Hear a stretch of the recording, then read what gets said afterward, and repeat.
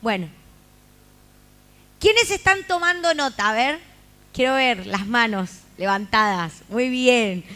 Nota. ¿Quién toma nota?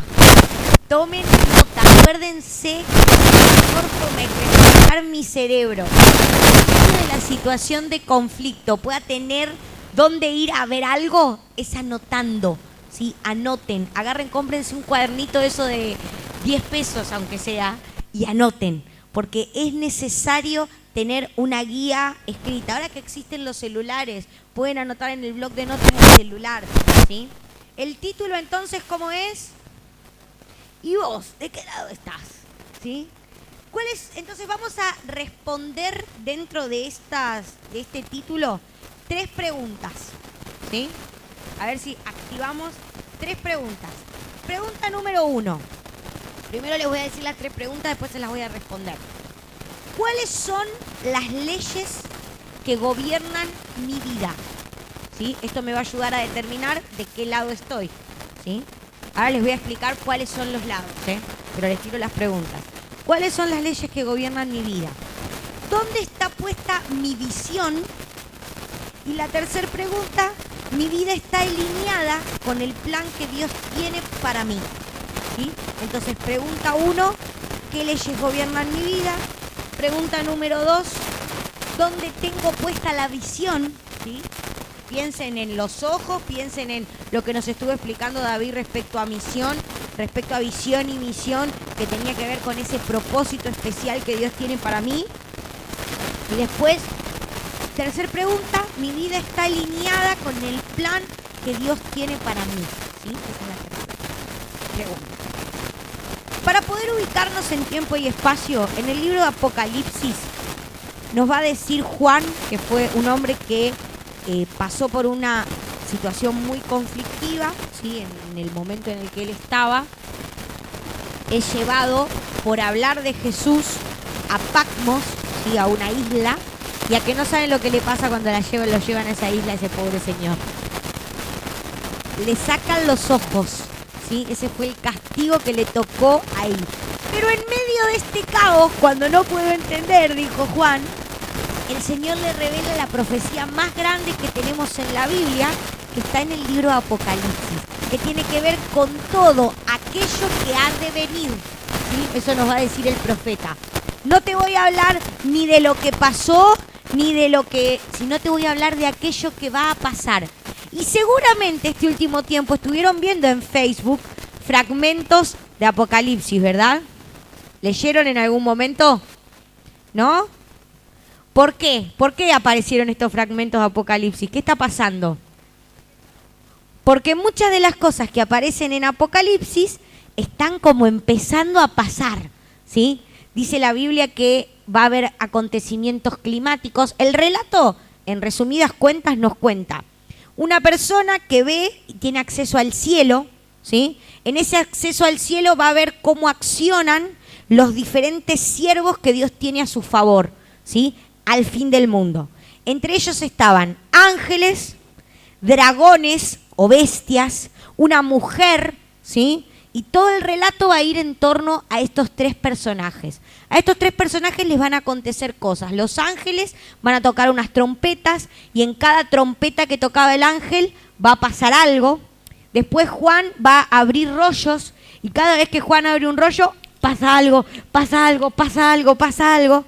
Después aparece una mujer que tiene una bestia de hijo, ¿sí? Y había otra que había tenido al cordero inmolado, ¿sí? Bueno, todas cosas que si las empezamos a leer, empezamos a entender un poco, ¿sí? Lo que tiene que ver con lo que va a acontecer o drásticamente lo que está aconteciendo, porque acuérdense que la Biblia nos va a decir que para Dios un año, ¿sí? Un día es como 1000 años y 1000 años como un día. ¿Sí? Entonces no sabemos en cuánto tiempo va a acontecer todo esto. ¿Sí? En el Apocalipsis se da un suceso atrás del otro, pero no sabemos cómo va a acontecer acá. En medio de todo eso, Juan salta con una frase que a mí me impacta desde que soy muy chiquita. Me acuerdo que trabajaba con los adolescentes, tenía 16 años, y esta frase vino a mi cabeza y el Señor siempre me la recuerda. Por cuanto no eres, en un momento Juan empieza a hablarle a diferentes iglesias, también son 7. Y a una de las iglesias le dice esta frase: por cuanto no eres ni frío ni caliente, te vomitaré de mi boca. Por cuanto no eres ni frío ni caliente, te vomitaré de mi boca. A veces lo tomamos a la ligera. Creemos, bueno, total, Dios me perdona, la gracia, la gracia. Sí, Dios te perdona, la gracia, pero por cuanto no fuiste ni frío ni caliente y tuviste luz y tuviste oportunidad y entendiste y Dios te explicó y seguiste haciendo lo que se te cantó, te vomitaré de mi boca. ¿Y quién se come su vómito? Yo no me imagino a un ser humano. Nosotros fuimos creados a la imagen y semejanza de Dios. Si nosotros no comemos vómito, Dios tampoco, ¿está? O sea que una vez que me vomitó, perdí todas las chances, ¿sí? No me gusta tener que hablar de estos temas, pero a veces son necesarios, ¿sí? Ojo, ojo con abusar de la gracia. Ojo con pisotear el sacrificio que Jesucristo hizo por mí. El sacrificio que Jesucristo hizo por mí es el que adorábamos recién y es un sacrificio que me da acceso ilimitado a Dios, pero mientras que yo tenga voluntad de acceder, ¿se entiende? Cuando me deja de importar el acceso, automáticamente se cierra, ¿sí? Pero no porque Dios sea malo, sino porque a vos no te importa, ¿está? Eso es lo que Dios te está diciendo. Si a vos no te importa, yo no te voy a obligar. Entonces, ¿se sabe entonces cuáles son los dos lados? ¿Cuáles son los dos lados? ¿Frío o caliente? Y la pregunta, ¿cuál es? ¿Y vos de qué lado estás? ¿Sí? En estos dos lados van a regir leyes, ¿sí? El apóstol Pablo nos va a hablar de 2 leyes que rigen en nuestra vida, ¿tá? Todo el tiempo tienen el control de nuestra vida. Una es innata, ¿sí? ¿Saben lo que es innato? Ya viene, Pía ya tiene esta ley desde la panza, ¿sí? Y otra es adquirida, ¿sí? Yo tengo que adquirirla, tengo que decirle sí la quiero y la tengo que adquirir, ¿se entiende? ¿Sí? Y la tengo que practicar y la tengo que hacer crecer, ¿está? ¿Cuáles son estas 2 leyes para los que están anotando específicamente? La primera, ¿sí? ¿Cuál era la primera pregunta? Las leyes que gobiernan mi vida. Ley número 1, ley innata, ley que heredamos de nuestros amados Adán y Eva, ¿sí? Vamos a Romanos 7, del 14 al 20. Yo les quiero hacer una aclaración. El tema que voy a tocar hoy es un tema muy complicado, ¿sí? Entonces, primero les pido que presten atención, no se distraigan porque no van a entender nada, van a tergiversar todo lo que voy a decir, ¿sí?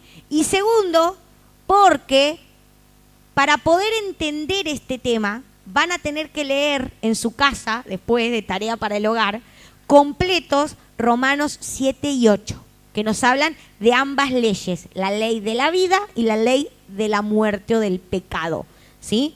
Vamos entonces con la primer ley, que es la ley del pecado, que está en Romanos 7, del 14 al 20. Sabemos en efecto que la ley es espiritual, pero yo soy meramente humano y estoy vendido como esclavo al pecado. No entiendo lo que me pasa, pues no hago lo que quiero, sino lo que aborrezco. Ahora bien, si hago lo que no quiero, estoy de acuerdo de que la ley es buena, pero en ese caso ya no soy yo quien la lleva a cabo, sino el pecado que habita en mí.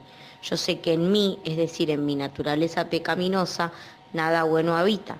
Aunque deseo hacer lo bueno, no soy capaz de hacerlo. De hecho, no hago el bien que quiero, sino el mal que no quiero. Y si hago lo que no quiero, ya no soy yo quien lo hace, sino el pecado que habita en mí. Bien, vamos a tratar de deshilachar este trabalengua, porque parece que por momentos que no hago el bien que quiero, sino el que no quiero, eso hago, y como que se había enloquecido Pablo. Bueno, aunque les parezca loco, la primer característica de la ley del pecado es la contradicción. Es sumamente contradictoria, porque hay una ley que gobierna internamente mi ser, que me lleva todo el tiempo a la destrucción, ¿sí? Esa es la ley del pecado. ¿Qué es el pecado en sí? ¿Sí? No nos vamos a complicar, no nos vamos a enloquecer. Quiero que tengan esta determinación. A ver, muchachitos, ¿qué es el pecado? El pecado es aquello que me destruye, ¿sí? Destruye a otros o me aleja de Dios, ¿sí? Cualquiera de esas tres cosas establecen o constituyen el pecado. ¿Son únicamente los 10 mandamientos? No, ¿sí? Porque hay muchísimas más cosas que no están contempladas en los 10 mandamientos, que me dañan, ¿sí? No hace falta, cuando hablamos de destrucción no estamos hablando de agarro una pistola y te mato. No, destrucción puede ser algo leve, despacito, constante, ¿sí? Destruir, algo que pierde calidad, ¿sí? Un zapato que está roto, ¿sí? No precisamente tiene que haber perdido el taco, el cierre, estar todo deshilachado. No, puede estar roto porque se rayó, porque el taco está medio flojito. Cuando algo pierde optimización es que se está destruyendo, ¿entienden? ¿Sí? Dios nos creó en un estado óptimo.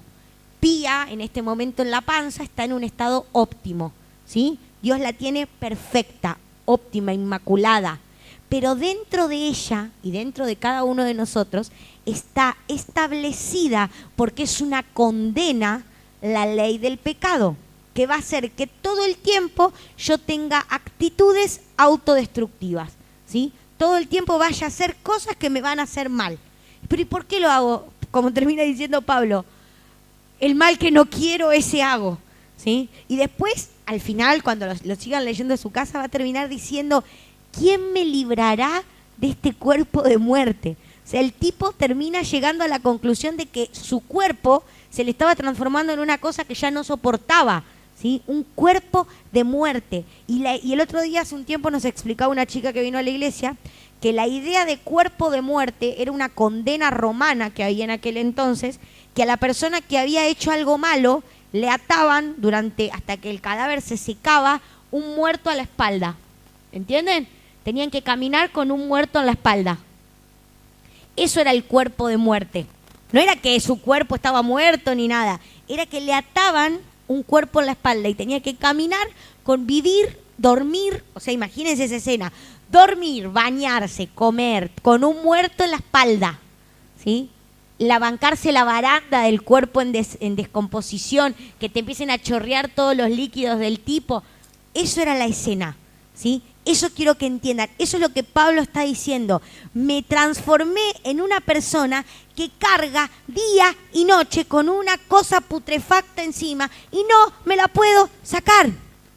Y a veces nosotros no nos tomamos el trabajo de decir, tengo esta cosa podrida encima, ¿sí? A veces ya me acostumbré a vivir con la cosa podrida. Ya no le siento el olor. Ya está, esto es una cosa podrida más, ¿sí? Bueno, y acá Pablo está diciendo, no, muchachos, paren. Esto es una ley del pecado y esto me constituye en una persona tibia. ¿Y qué pasaba con los tibios? Los vomitaba. Y ustedes me van a decir, pero ¿cómo vomita el tibio y no vomita el frío?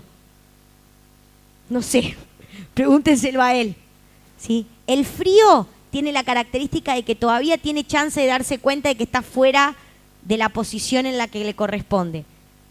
El tibio cree que está bien, ¿sí? El tibio dice, yo ya está, ya egresé, hice todos los PhD de la relación con Dios, hace 500 años que voy a la iglesia, ya está.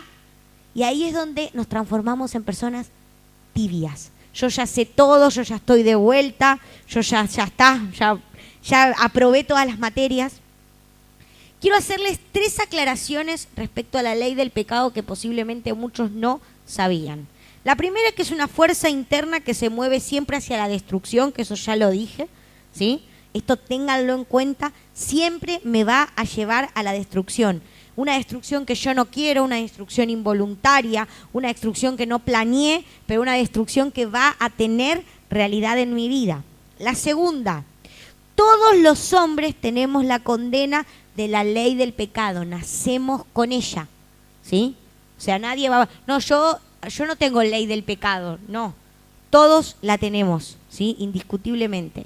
Y el último ítem, prendan las antenitas de vinil, porque estoy segura que no lo conocían, es que en la ley del pecado rige la alucinación o las ilusiones, ¿sí? ¿Escucharon lo que les acabo de decir? En la ley del pecado no hay visión, hay alucinación o ilusiones. O sea, cosas abstractas, inalcanzables. Y quiero que piensen en todas las cosas que hoy en día pasan a nuestro alrededor que nos destruyen. A ver, tírenme cosas. ¿Qué pueden ser? Amor al dinero. ¿Qué más? Droga, malos pensamientos, alcohol, prostitución, infidelidad, conflictos sexuales. No sé, sigan pensando, a ver qué cosas nos destruyen. Las mentiras. Todas esas cosas, si ustedes se ponen a pensar y hilan finito, están siempre rozando la alucinación. ¿Yo por qué miento? Porque me aluciné una historia y la traslado a la realidad. ¿Por qué me drogo? Porque eso me permite alucinar un rato.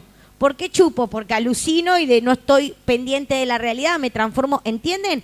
Todas las cosas que gobiernan sobre la ley del pecado producen entonces ¿qué? Alucinación.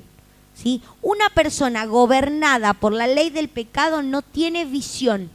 ¿Sí? Porque ahora vamos a ver qué es la visión. No tiene visión, está guiada por la alucinación. ¿Sí? Bueno, ahora vamos a la ley de la vida. ¿Hasta acá se entendió la ley del pecado? ¿Dudas, preguntas? ¿No? Bien. Ley de la vida, Romanos 8, del 1 al 3. Les leo esta versión, que por ahí está un poquito más clara y lo pueden entender mejor. Por lo tanto, ya no hay ninguna condenación para los que están unidos a Cristo Jesús. Pues por medio de la ley del Espíritu de vida, ¿sí? ¿Cómo se llama la ley? Espíritu de vida, me ha librado de la ley del pecado y de la muerte. En efecto, la ley no puede liberarnos porque la naturaleza pecaminosa anuló su poder. Por eso Dios envió a su propio Hijo en condición semejante a nuestra condición de pecadores para que se ofreciera en sacrificio por el pecado. Así condenó Dios el pecado en la naturaleza humana. Y hasta ahí vamos a leer, ¿sí? En esto que nos está diciendo aparece una antinomia a la ley del pecado, que aparece cuando yo estoy en el sector caliente del asunto, ¿sí? ¿Que cuál es? La ley de la vida, ¿sí? ¿Qué característica tenía esta ley de la vida? ¿Era innata? ¿Yo nacía con la ley de la vida? Se adquiere. ¿Por qué? ¿Quién nos permite tener acceso a la ley de la vida? Jesús. A través de la obra de Cristo, ¿sí? Yo tengo acceso a la ley de la vida. O sea que va a estar ligada a qué cosa que aparece conjunto con Jesús. ¿El qué? El Espíritu Santo, ¿sí? La ley de la vida tiene un carácter directo con el Espíritu Santo. Y yo me ponía a pensar un poco en la ley del pecado, volviendo a la anterior, y creo que tiene también un hilo conductor directo con la influencia de los demonios, ¿sí? La ley del pecado está, así como la ley de la vida está influenciada y gobernada por el Espíritu Santo, la ley del pecado está influenciada y gobernada por los demonios, ¿sí? Internos y externos. Acuérdense que no hace falta estar endemoniado para que los demonios tengan influencia sobre mi vida, ¿sí? A veces yo abrí puertas, generé ataduras, generé vínculos que permitieron que huevitos demoníacos pongan su nido en mí, ¿sí? Y áreas de mi vida que tienen cosas ocultas están siendo gobernadas por demonios, ¿sí? Entonces acá vemos que la ley de la vida es una ley que yo voy a adquirir, que es una fuerza interna que va a ser producto del Espíritu Santo, porque se llama espíritu de vida también la ley, ¿sí? O sea, yo voy a estar siendo o gobernado por el espíritu de destrucción o gobernado por el espíritu de vida. Y acá hay un factor importante. Puede haber itinerancia. ¿Qué quiere decir esto? Puede haber áreas de mi vida en donde yo esté gobernada por el espíritu de vida, pero áreas de mi vida donde haya panchos podridos, ¿sí? Cosas ocultas, donde estemos gobernados por la ley de muerte, ¿sí?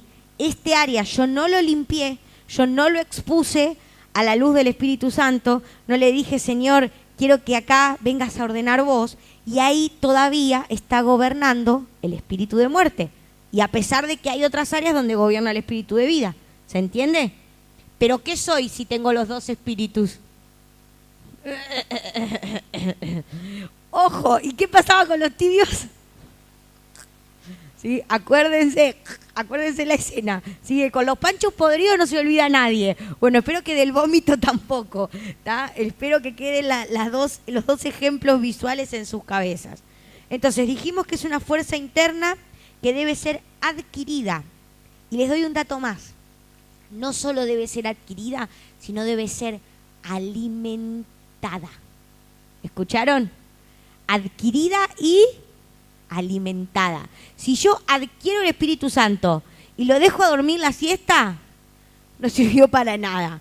¿Tá? Para que el Espíritu Santo produzca espíritu de vida y mate o le quite el lugar al espíritu de muerte, tiene que ser alimentado. Y siempre nosotros les damos técnicas de alimentación para el Espíritu Santo. ¿Cuáles son? A ver, ¿quién se las acuerda? Orar, ¿qué más? Estudiar la Biblia, conocer la Biblia, comer Biblia, ¿qué más? Ayunar, adorar, ¿sí? Adorar, tener acceso a Dios. Y por último, congregarse. Muy bien, ¿sí? Con esas 5 patas yo alimento al Espíritu Santo. Lo hago gordito, lo pongo fuerte, lo empiezo a escuchar, ¿sí? Porque se me empieza a ablandar la tierra, porque se me empieza a ir el ruido que tengo en el oído, todas las cosas que estamos viendo en el grupo de conexión. Entonces yo puedo empezar a escuchar al Espíritu Santo, ¿está? Y ahí empiezo a ser gobernado ¿por qué ley? Por la del Espíritu de vida. Bien. Produce fruto bueno y visible. ¿Ustedes conocen alguna planta que produzca fruto que no se ve? Piensen.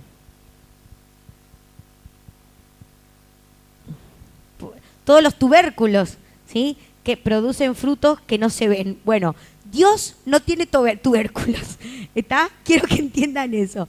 Él es antitubérculo, no le gustan los tubérculos, ¿sí? No le gusta la papa, ni la zanahoria, ni la cebolla, ¿sí? A él le gusta que el fruto se vea, ¿sí? Si hay fruto, él quiere naranjo, manzano, ¿sí? De hecho, ustedes se van a dar cuenta, y se los digo fuera de joda, ¿alguna vez leyeron? El que confía en el Señor es como una papa plantada junto a la corriente del río. ¿Dice eso? No, habla siempre de árboles, ¿sí? De cosas que producen, que tienen buena raíz, pero que producen un fruto visible, ¿sí? Que tiene sombra, que sirven para algo, ¿sí? La plantita de la zanahoria y de la papa y todo eso es una plantita así chiquitita que tiene todo para abajo y que no lo ve nadie, ¿sí? Bueno, Dios pretende de mí que sea un árbol, que tenga mucho fruto de sombra, está espectacular. Y por último, se rige, que habíamos dicho que ¿quién gobernaba en la ley de la muerte? ¿Qué gobernaba la persona en su cabeza? Las alucinaciones o ilusiones, ¿sí? Aquello que no es concreto, no tiene coherencia con la realidad, ¿se entiende? O sea, van a ver que una persona que se obsesiona con la plata, por ejemplo, ponemos el ejemplo que trajo David, se cree que con la plata va a resolver todo, va a cambiar el mundo, va a hacer todo lo que quiere y después cuando obtiene la plata que quería, está igual de vacío que antes, no le sirve para nada, siempre quiere más, termina metiéndose en problemas de corrupción, termina preso muchas veces. Bueno, porque la plata, o drogado, o con malos amigos, porque esa plata en realidad no fue más que papel cuando efectivamente la tuvo, ¿se entiende?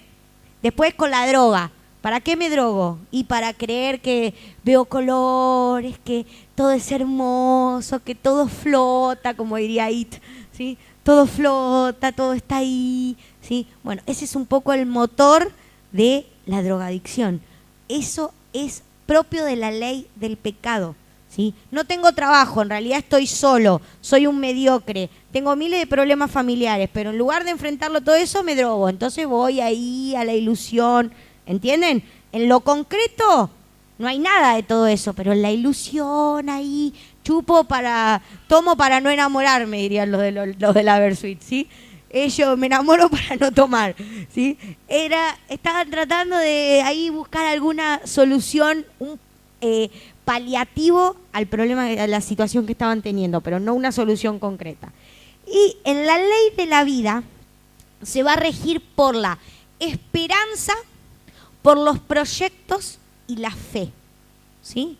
Esas 3 características van a regir la ley de la vida. Y ahora se los voy a demostrar en concreto, O sea, quiero partir de estas dos leyes bien explicadas y después se los voy a mostrar en concreto en la Biblia.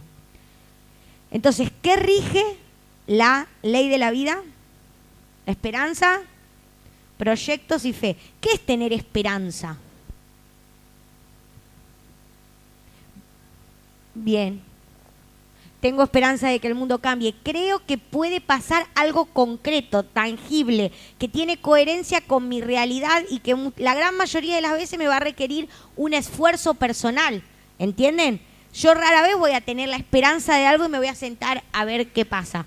No, voy a tener que moverme para producir en función de. Hablamos de proyectos, ¿sí? Los proyectos se pueden lograr cuando tuve ideales, cuando tuve cosas en mi cabeza, ¿sí? Que me dijeron, bueno, Dios sueña para mí que yo voy a lograr tal cosa. No sé, por ejemplo, nosotros como iglesia soñamos que vamos a tener la iglesia más grande de Merlo y que vamos a impactar a América Latina y que vamos a lograr trascender en la mentalidad, ¿sí? Salir fuera de lo estereotipado, de lo que todos los días se ve como ritual cristiano, para ir a lo que Dios propone en la vida de la persona, para una vida distinta, para un proyecto de vida distinto, ¿sí? Que eso es lo que Dios anhela para su iglesia, que el plan que Él tenía en el momento cero de haber creado al hombre se pueda llevar a la realidad, ¿sí?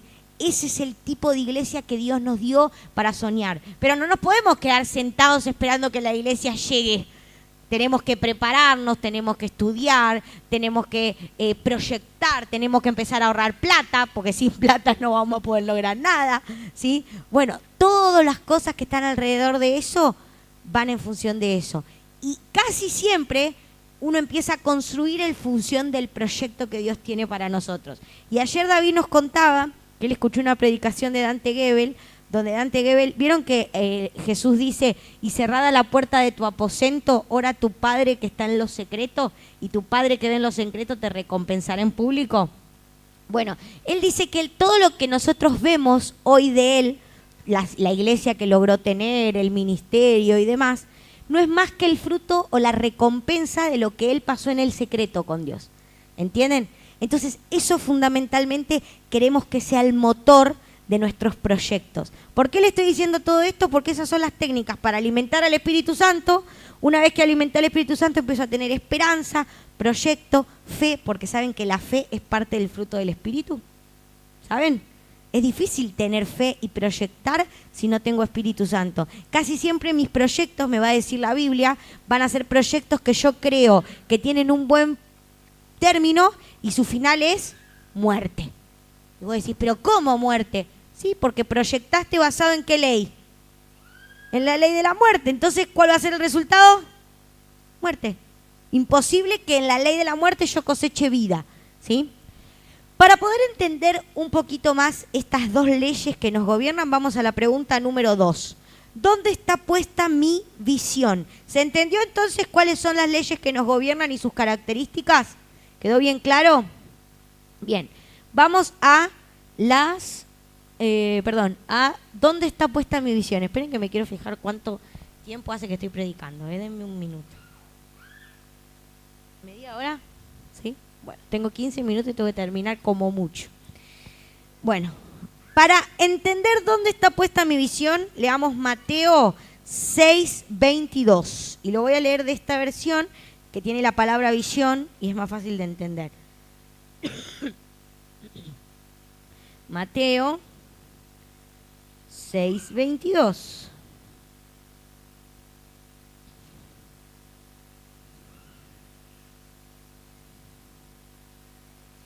A ver, dice entonces, el ojo es la lámpara del cuerpo. Por tanto, si tu visión es clara, todo tu ser disfrutará de la luz. Pero si tu visión está nublada, todo tu ser estará en oscuridad. Si la luz que hay en ti es oscuridad, qué densa será esa oscuridad. Parece que en la ley de vida, el factor dominante de la ley de vida, ¿cuál es? Para la visión, la luz, la claridad. Y en la ley de muerte, ¿cómo está todo? oscuro, ¿sí? Bien, acá nos va a decir entonces que hay dos tipos de visión, que son las que trabajamos recién. Una que está ligada a las alucinaciones, a aquello que se ve en oscuro, ¿sí? A lo sueño, a lo metafórico, a lo abstracto, ¿sí? Y una que está ligada a lo concreto, a lo que yo puedo ver cuando se enciende la luz, ¿sí? Que es la ligada a la fe, ligada a la esperanza, a la capacidad de proyectar, a la capacidad de tener mi visión donde debe estar, mi visión alineada con el propósito de Dios, ¿sí? Entonces, la visión, ¿sí? Se obtiene cuando hay luz. No se puede tener visión si no hay luz. Entonces yo puedo tener proyectos, esperanza, fe y todo lo que se necesita estando supervisado o gobernado por la ley de las tinieblas o la ley de la muerte. No, necesito estar bajo la ley de vida. ¿Y la ley de vida qué necesitaba que creciera en nosotros para poder ejercerse? ¿El qué? El Espíritu Santo, ¿sí? Perdónenme que sea tan redundante, pero pasa que a veces escuchamos estas palabras, pero no entendemos cómo funcionan, ¿sí? Creemos que, porque yo vengo a la iglesia de vez en cuando, ya está, ya tengo ley de vida. Porque yo le dije a Jesús que venga a mi vida y gobierne mi vida, ya está. No, muchachos, esto es un trabajo de crecimiento, es una ley de siembra y cosecha. Hay que hacerlo crecer, ¿sí? Y por último, la última pregunta nos va a decir, ¿mi vida está alineada con el plan que Dios tiene para mí?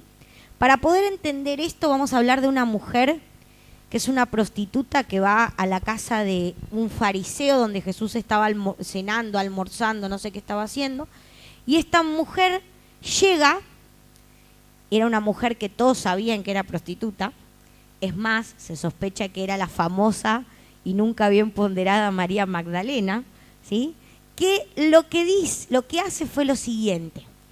Agarra un perfume que tenía un valor aproximado de 3 años de trabajo. ¿Entienden? Imagínense ustedes trabajar 3 años sin gastar un mango y comprarse un perfume. ¿Lo entienden? ¿A esto que les estoy diciendo? Y agarró ese perfume, ¿sí? Y se lo tiró en los pies a Jesús. Le tiró todo el líquido en los pies. Y después, sobre los pies de Jesús, se puso a llorar y con el pelo iba limpiando los pies de Jesús. En aquel entonces, limpiarle los pies a alguien significaba que yo estaba reconociendo que yo era siervo de esa persona. ¿Entienden? Yo únicamente le podía limpiar los pies a quien yo consideraba mi amo, ¿sí? No podía limpiarle los pies a cualquiera. Cuando María hace eso, lo que le está diciendo a Jesús es, a partir de ahora vos vas a ser mi amo, ¿sí? Y sigue el relato en que el hombre le empieza a preguntar a Jesús, pero Jesús, si vos fueras un profeta, sabrías que la mujer que te está lavando los pies es una prostituta, ¿o no? Y Jesús a esto, sabiendo lo que el otro pensaba, le responde, te hago una pregunta. 2 personas le deben plata a alguien. Una le debe poquito y la otra le debe mucho. Pero este señor le perdona la deuda a ambos. Y la pregunta que le hace Jesús, ¿quién de los 2 está más agradecido? ¿Y ustedes qué responderían? El que debe mucho, ¿verdad? Bueno, María parece que debía mucho, ¿sí? Y la perdonaron. Y cuando la perdonaron estaba súper agradecida. Entonces, cuando estuvo tan agradecida, automáticamente en ella el Espíritu Santo entró y ella empezó a querer hacer crecer este Espíritu Santo. Entonces, empezó con sus técnicas. Y miren lo que nos va a decir Jesús que hizo María. Vamos a leer este pedacito, del 36 al 50. Lucas, del 36 al 50. Y acá traten de prestar atención y no lo tomen a la ligera, aunque hayan escuchado esta historia 500 veces, porque yo me sorprendí del proceso por el cual tuvo que pasar María cuando quiso ponerse al día con Jesús y reconocer que era su sierva. Miren lo que dice. ¿Ves a esta mujer? Cuando entré a tu casa no me diste agua para los pies, pero ella me ha bañado los pies con lágrimas y me los ha secado con sus cabellos. Tú no me besaste, pero ella desde que entré no ha dejado de besarme los pies. Tú no me ungiste la cabeza con aceite, pero ella me ungió los pies con perfume. Por esto te digo, si ella ha amado mucho, es porque mucho le ha sido perdonado. Pero a quien poco se le perdona, poco ama. ¿Entienden? Muchas veces nosotros nos creemos demasiado santos. Entonces creemos que Dios no tuvo mucho que perdonarme a mí. Entonces, como no tuvo mucho que perdonarme a mí, no tengo mucho que devolverle tampoco. Pero parece que cuando yo voy a la ley de vida y me enfrento a la luz, ahí en la luz empiezo a ver cuánta mugre hay en mí. Y cuando empiezo a ver cuánta mugre hay en mí, empiezo a entender que no tengo nada que juzgarle a María, porque yo tendría que estar pasando por el mismo proceso. El primer proceso por el que pasó María fue la humillación. María entró a un lugar donde sabía que todo el mundo le iba a condenar, porque ahí no querían una prostituta. ¿Está? Entonces fue y se animó y entró igual. Y agarró y se postró físicamente y espiritualmente ante Jesús. ¿Cuánto hace que no se arrodillan ante Jesús? Y no le dicen, ¿sabés que sí, que soy bastante porquería? ¿Lo hicieron alguna vez? ¿Reconocieron la porquería y se pusieron a los pies de Jesús? Y María no se quedó ahí en la humillación. Agarró y demostró su amor. Estuvo dispuesta a hacer algo que nadie más estaba dispuesta a hacer, que era dejarle lo más caro que tenía, su única posesión, a los pies de Jesús. Porque María, de 3 años de prostitución, lo único que se había podido comprar era un perfume.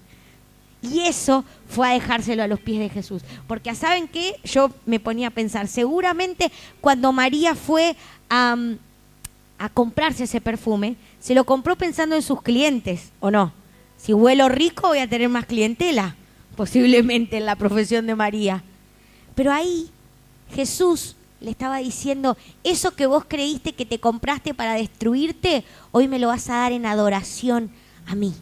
Y se lo dio en los pies a Jesús. O sea que posiblemente eso que cada uno de nosotros compró para destruirnos, hoy haya que venir a dejárselo a los pies de Jesús. Y ahí, dejárselo y llorar y dejar mi alma ahí, porque eso es lo tercero que María hizo.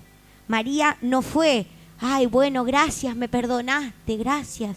No, fue sabiendo que sin ese perdón, lo único que ella tenía era muerte, porque estaba gobernada por la ley de muerte. No le quedaba otra. Era eso o morir.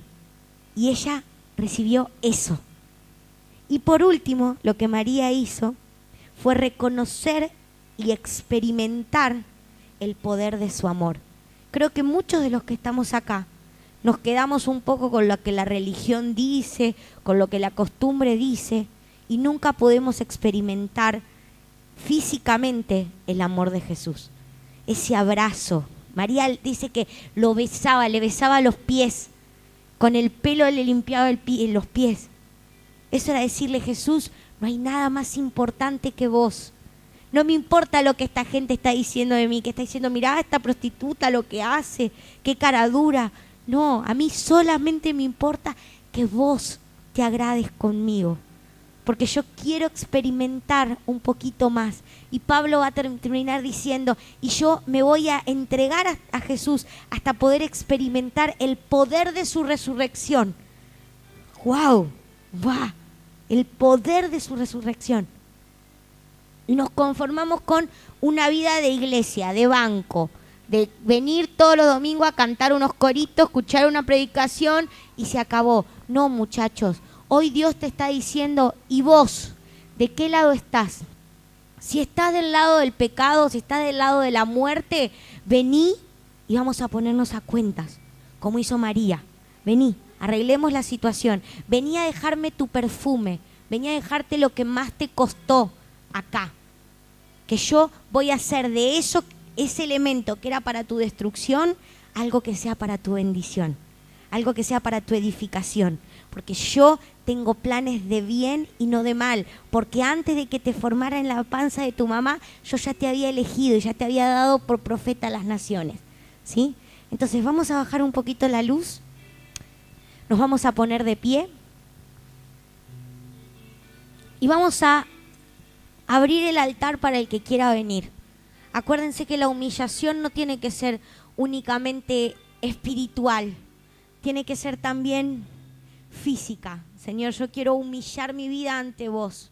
Quiero decirte que necesito empezar a vivir bajo la ley de vida. No quiero vivir más gobernada por la ley del pecado, Señor. No quiero vivir más gobernada por lo que hacen los demás. Quiero vivir gobernada por vos, Señor. Gobernada por esa ley espiritual que me promete proyecto, me promete esperanza, me promete visión.